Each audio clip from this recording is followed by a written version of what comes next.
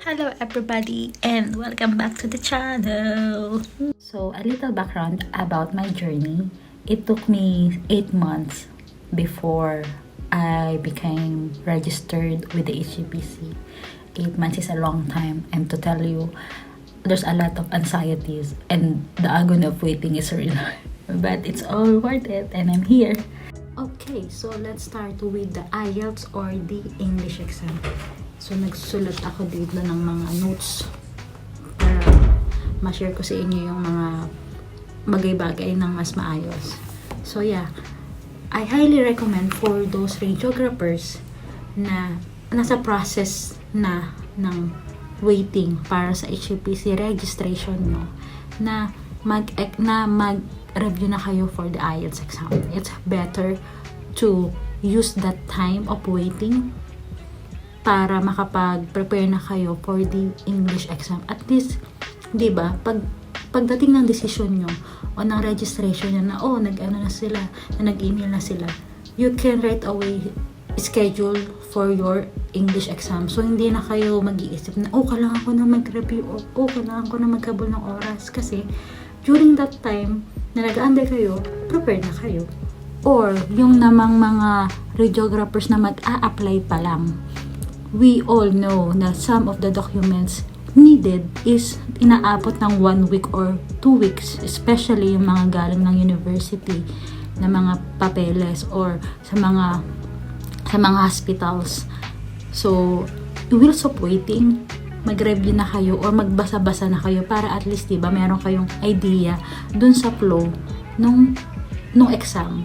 And don't be afraid dun sa thoughts na mag-a-IELTS ako or mag-exam ako ng English. Like mag-review ka lang, prepare yourself, prepare everything. Like, kaya mo yan and focus lang dun sa goals mo.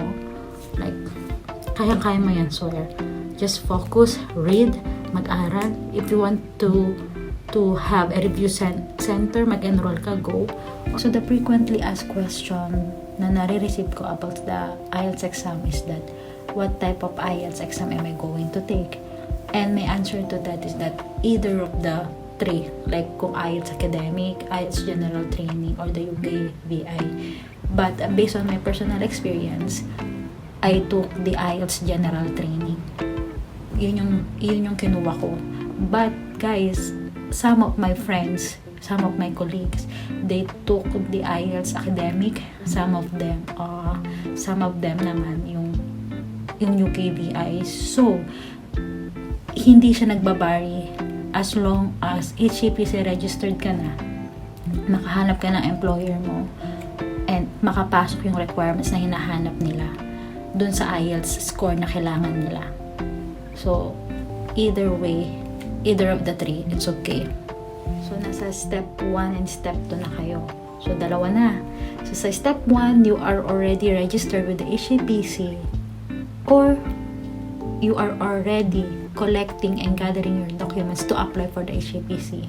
Stage 2, you are now going to take your English exam, or during all the process in stage 1, you are already preparing yourself to take the English exam. Now, stage 3. Yes, stage 3 na. Stage 3 is that this is the point that you are going to find your employer here in the UK na willing and capable to sponsor you.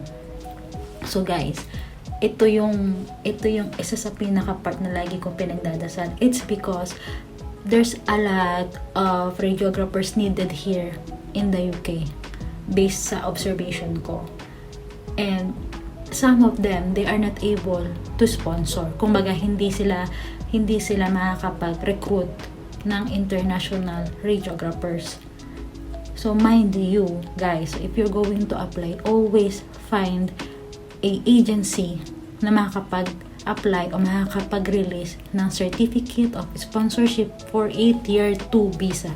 Tier 2 visa, ayun yung visa na category for the radiographers, for the skilled migrant. Yep, so stage 3 na kayo. I'm going to share with you the tips and tricks on how to find an employer here in the UK for the step 3. So always look out for the jobs or agencies or trust if you're gonna be a direct hire na they are able to sponsor you. Okay? So, ano ba yung mga pwede nyong gawin para makahanap? So, number 1 is to create an account in LinkedIn and Indeed, TRAC jobs, and the NHS jobs. So, yan. Ililink ko sa baba, ilalagay ko sa baba yung link nila. It's because if you create those accounts, to those websites na sinabi ko, sobrang helpful.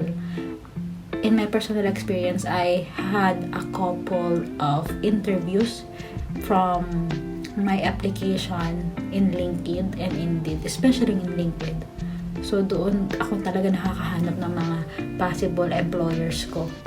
And thank God, I'm here. So, ayun. I have to say that you just really have to have patience sa paghahanap and maging patience din sa kasi I swear there will be a lot of times na masasabi mo na lang, ano ba yan, nagpipill up na naman ako na application. This is only based on my personal experience. Some of the in-applyan ko before, they are asking for the academic training.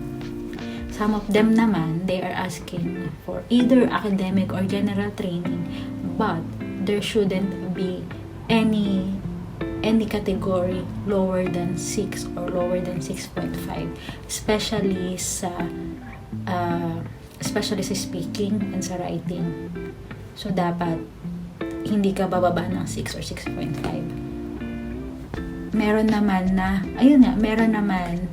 okay lang, wala naman silang requirement when it comes to the IELTS exam, as long as you will be able to pass the interview and ma-meet mo yung standard na hinahanap nila.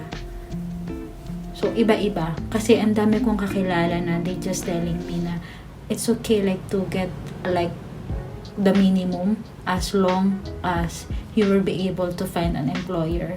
Is because when it comes to the visa naman na parang requirements na lang yan. Like requirements dun sa visa application na meron kang English exam. So it doesn't really matter. So yun nga, pero sabi ko, iba-iba ng experience, iba-iba rin ng requirements, and it really varies. So yeah, nasa step 4 na tayo. Step 4 is the part wherein you are going into an interview na. Ayan na, magpapa-interview ka na after passing everything. And may isa ng agency or trust that set you to an interview. Congratulations! Yes! So yeah, my number 1 tip is that read about the background of the trust or ng hospital or kung ano man yung institution na yan. Read about the background sa kanila. Read about them. What is their objective? What is their vision and mission? Yan, most of them, yan yung tinatanong. And how do you relate it in your profession?